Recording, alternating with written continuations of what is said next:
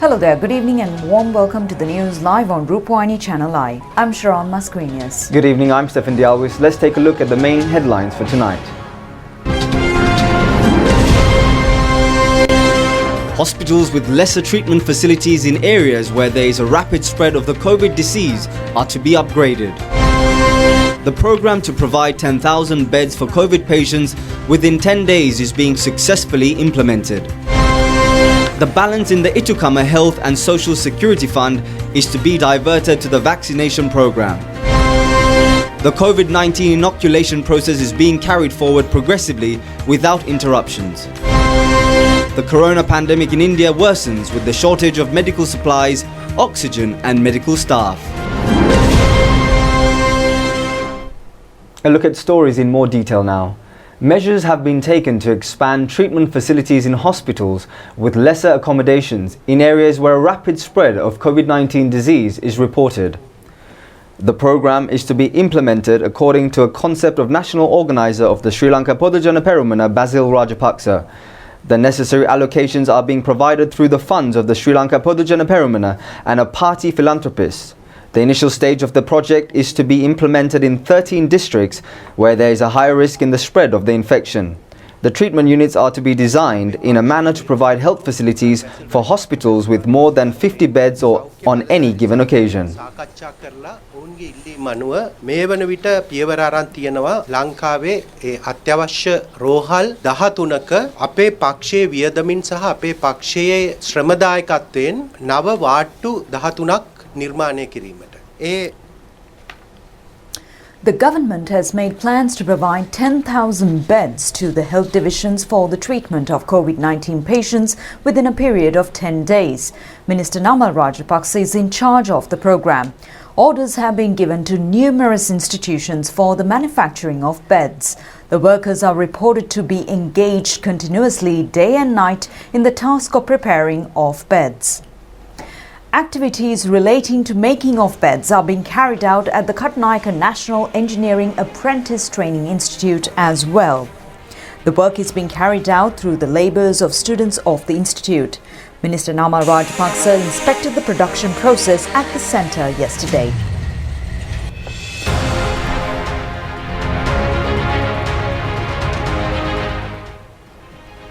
The Sudarshanarama Purana Viharasthana in Hope, Imaduwa is also engaged in a 10,000 bed manufacturing program. The labours of the youth in the youth clubs in the Imaduwa Divisional Secretariat Division are also being extended in this regard.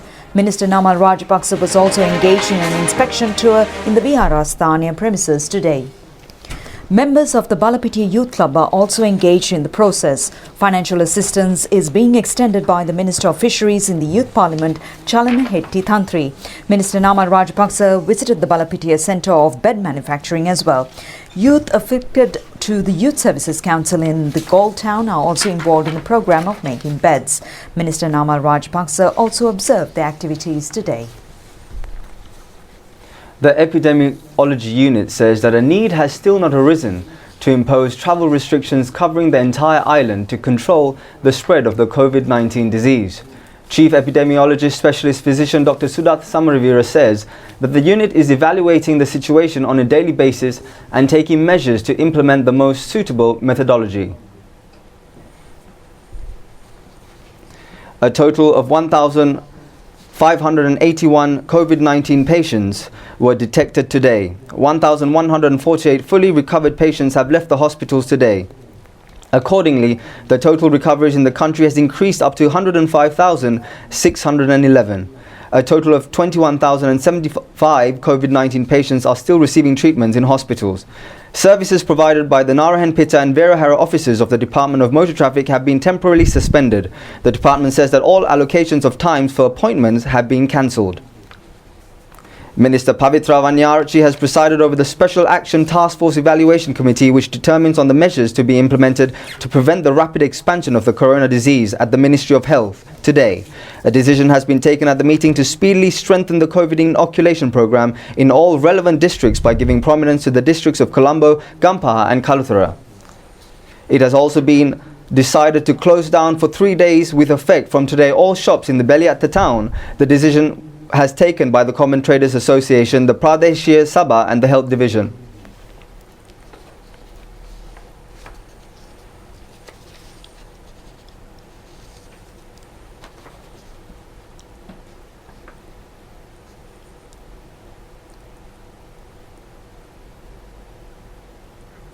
The Office of the Bhagavan Talava Medical Officer of Health says that 19 more COVID-19 patients have been identified in the Norwood Industry Plantation, which has been subjected to isolation.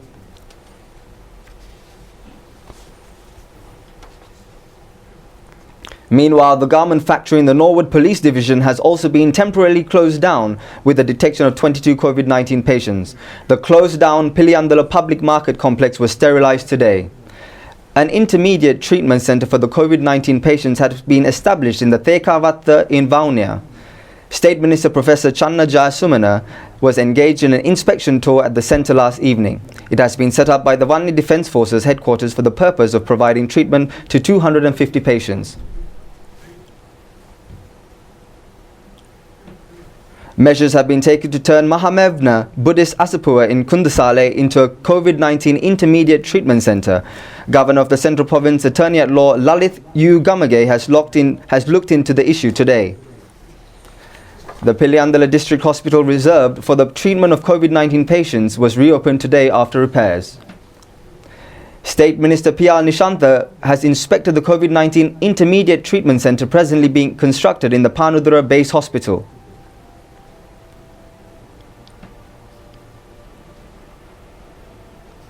Chief incumbent of the Minisa Vetia Viharasthanya, Venerable Ithala Vetunu Veva Jnanatilaka Thero, was engaged in a tour at the premises of a hospital currently being constructed in Suduva for the treatment of COVID-19 patients. The police says that 351 persons who have violated health guidelines of the COVID-19 disease have been taken into custody in the past 24 hours. So far, 7,316 persons have been arrested for failing to follow the protective health measures. 18 persons have acted in contrary to the health instructions were arrested in Kathankudi town yesterday. 16 Grama divisions in 8 police divisions in 5 districts have been isolated with immediate effect from this morning. Meanwhile, the National Operational Centre for the Prevention of COVID-19 Outbreaks says that the isolation status has been withdrawn in 14 Grama divisions in 8 police divisions in 5 districts. The Attikehellagalla West Grama Division in Mahara Police Division in the Gampa district has been isolated, along with the KC Silva Grama Division, Atamagavatta in Kadirana North Grama Division, Peshakarma village in Kadirana South Grama Division in Katana Police Division in Gampa district have also been isolated with effect from this morning. In addition, Mahapamunugama section of the Sedavatta Grama Division, 44th lane in the Kunjagavatta Grama Division, 3rd and 7th lanes in the Nilsirigama Grama Division in the Vattala Police Division have also come under isolation. The Navamadagama section in the Navamadagama Grama Division, Ranhelgama section in Bakmi Deniya Grama Division and Serupitiya subdivision in Serupitiya Grama Division in the Deyattakandiya Police Division in the Ampara district have also been isolated with effect from this morning. Other isolated areas include 182C section in the Angammana Police Division in the Ratnapura district and Polonnaruwa 604, Korala Ima 604A, Kumbukka West 607A in the Monogahena Police Division in Kalutara district. Army Commander General Shavendra Silva says that the latest additions to the list of the isolated Gramanildari divisions and the Narthanagala 616C division in the Horana Police Division and the Bohitiya Gamaseva division in the Monragala Police Division in Monragala district. The areas in which isolation status have been withdrawn include Asvanavatta in East, 104 in Developitiya Police Division, Hiralugedara 79B in Kottadaniyava Police Division in the Gampa district and Kadirapura Gramanildari Division in Deyattakandiya Police Division and Chandana and Dolkanda sections in the Upper Deyattakandiya Gramanildari Division. The Tittavelgala 442 Niraviya, 441 Gramanilladari divisions in the Kumbukgetta Police Division in Kurunagala district have also been exempted from isolation. The Ambuwalipuram 247C in Uppuweli Police Division and Ose Hill 244P, Mudco 244M, Linganagar 244R, Gramanilladari divisions in the Trincomalee Police Division in the Trincomalee district have also been removed from the list of isolated areas. The isolation status has also been withdrawn in the Lankapalama and Danyagama 1 in the China Harbour Gramanilladari division, as well as the Samanpuram Fisheries Village and Danyagama 2 in Kavattakuda Gramanilladari division in the China Harbour Police Division, that is. The National Operational Centre for the Prevention of the Spread of the Covid-19 outbreak says that isolation status has also been withdrawn in the Narampitiya 696A Gramanilladari division in the Panadura South Police Division in the Kalathura district. Meanwhile, the Ministry of Public Services, Provincial Councils and Local Government says that the authority on convening of minimum staff for maintenance of essential services without breakdown of state services is entrusted upon Ministry Secretaries, heads of departments and heads of other state institutions. The government directive was delivered in a special communique issued under the signature of the Secretary of the Ministry. Accordingly, even when convening the minimum number of workers, it should be carried out under a shift system or under systematic procedure. Female expectant officials should not be called for duties. The media communique further says that every government official should be prepared to engage in their duties through an online system, even on days in which their services are not required in the office. The arrival of the general public at the service locations should be restricted. It is imperative for all officials engaged in duties to strictly adhere to health instructions. It has been decided the balance in the Covid-19 Itukama of the Health and Social Security Fund of Immunization Program, the current balance of the fund is 360,922,969. The entire funds credited to the Covid-19 Itukama Health and Social Security Fund amounts to 1.75 billion rupees. Out of these funds, a sum of 391,079,824 rupees has been spent. This represents 23% of the total funds. The remaining balance is only a tiny portion of the anticipated total cost to be borne by the government on the inoculation program. However, the Board of Management of the fund has pointed out the importance to utilize this amount for the vaccination program despite its significant nature. According to a breakup of the expenditures of the fund, a sum of 426 billion rupees has been spent on PCR tests. A further 6.75 billion rupees has been spent on programs to educate the general public. The funds on expenditure relating to quarantine amounts to 380.31 million rupees. Only 3,000 rupees has been spent on administrative expenses. Details on the state debt has also been stated. Accordingly, the state has to pay debts amounting to 410.54 million rupees on the vaccination-related expenditure. A sum of 190.4 million rupees has been spent on purchasing of 10 ambulances and a further 70.75 million rupees on the procurement of beds for the intensive care units.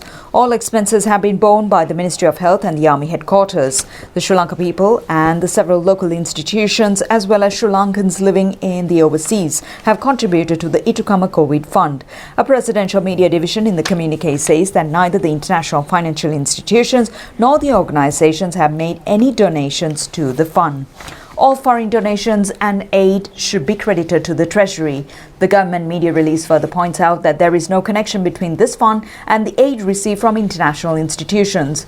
Although the Covid-19 Fund had received more public contributions last year, it has received only 7 million rupees of monthly donations from the general public to April this year. The Presidential Media Division further says that information pertaining to the fund propagated by numerous media are false. It further says that last year's accounts of fund have been handed over to the National Auditing Office for auditing purposes. Inoculation of the second dose of the COVID shield as well as the Sinopharm and Sputnik V vaccines has taken place in many locations in the island today as well. Provision of the Chinese manufactured vaccine has been conducted within the limits of the Colombo Municipal Council today. The vaccination program is being conducted at the Medical Officer of Health office located near the Campbell Park in Boralla. People in large numbers have been witnessed arriving at the premises to be vaccinated. It has also been reported that more than 600 persons have received the vaccine at this centre.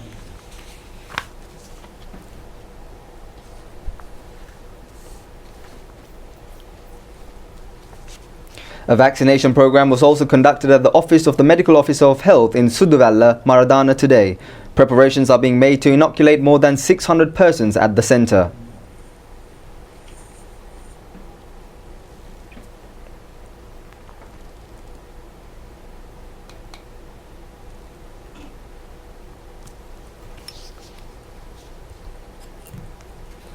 It has also been reported that the first dose of the Covishield vaccine has been provided to 925,242 persons and the second dose to 96,546 persons up to 8:30 p.m. yesterday.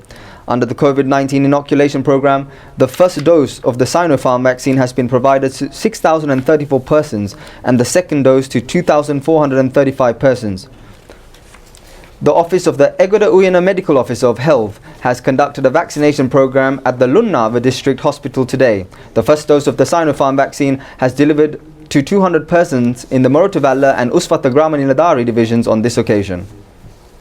Another phase of the program to inoculate government servants in the Kalutala district was conducted through the initiatives of the Ingiriya Medical Officer of Health Office. Accordingly, the Sinopharm vaccine was provided to officials at the Ingiriya Divisional Secretariat today.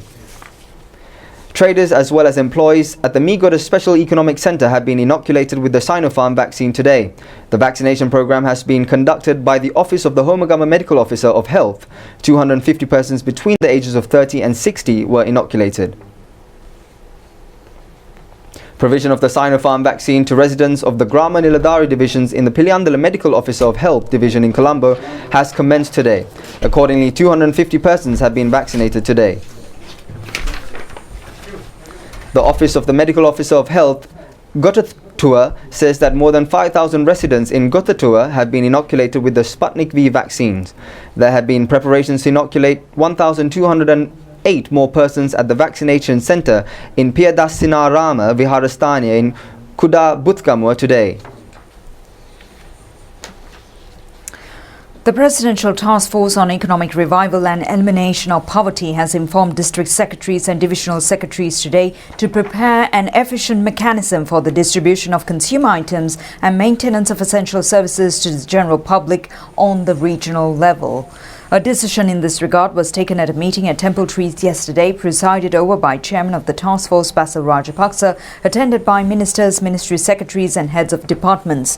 Special attention was focused on the supply of essential services such as water, electricity, gas, fuel, private health services, communication, refuse disposal and natural disasters. The divisional secretary is empowered to hand over licenses for regional bone trade.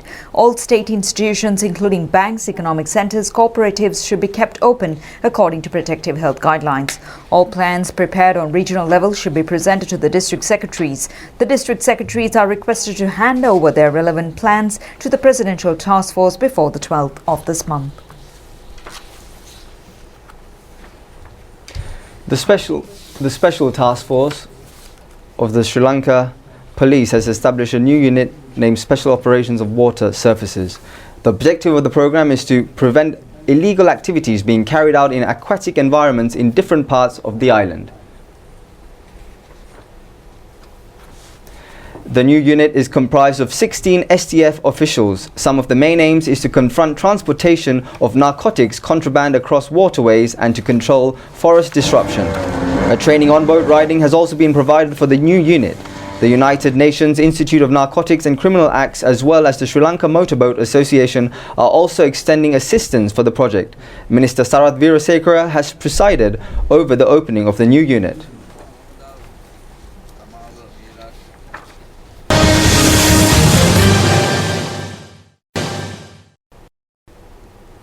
A quick look at sports news now. Former opening batsman and coach Avishka Gunawardena has been exempted from the charges filed against him by the International Cricket Council. The decision has been made following an investigation conducted by an independent anti-crime judicial council. The council has decided to unanimously exempt him from both charges filed against him under the Crime Controlled Act of the Emirates Cricket Institute. The ICC says that Avishka Gunawardena is now able to engage in his cricketing activities as usual. That's it for the news this evening. Have a good night.